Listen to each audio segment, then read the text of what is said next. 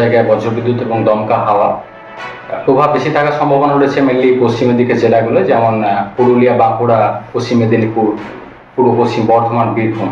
এই সাইডটায় প্রভাবটা বেশি থাকার সম্ভাবনা রয়েছে। কোথাও কোথাও দমকা হাওয়া 50 থেকে 60 কিলোমিটার প্রতি ঘন্টায় থাকার সম্ভাবনা।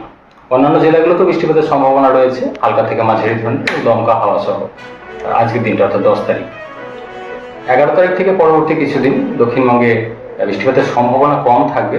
স্থানীয়ভাবে হালকা ধরনের বৃষ্টিপাতের সম্ভাবনা থাকবে, অর্থাৎ বৃষ্টিপাতের পরিমাণ কমবে এবং যেটা একটানা যেটা মাঝে মধ্যে হয়ে যাচ্ছে সেটা সম্ভাবনাটা কমের দিকে থাকবে। মাঝে মধ্যে থাকবে স্থানীয়ভাবে দু এক জায়গায় বৃষ্টিপাত, সম্ভাবনা বেশি মেনলি আজকের দিনটা।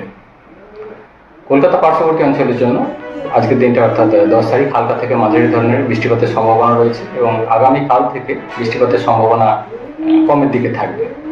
পরবর্তী 5-6 দিন বৃষ্টিপাতের সম্ভাবনা মেনলি কমের দিকেই থাকবে, তবে স্থানীয়ভাবে হালকা ধরনের বৃষ্টিপাত দু একদিন থাকতে পারে। তাপমাত্রা আগামী 2 দিন খুব বেশি পরিবর্তন নেই, তারপর পরবর্তী 3 দিনে 2 থেকে 3 ডিগ্রি মতো দিনের তাপমাত্রা বাড়বে।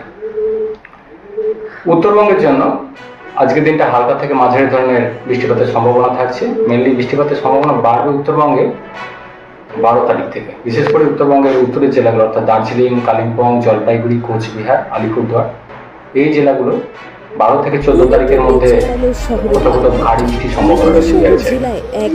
অন্যান্য জেলাগুলো মালদা, দিনাজপুরও বৃষ্টিপাত বাড়বে 12 তারিখ থেকে। বৃষ্টিপাতের পরিমাণ বেশি থাকবে মেনলি উত্তরের জেলায়।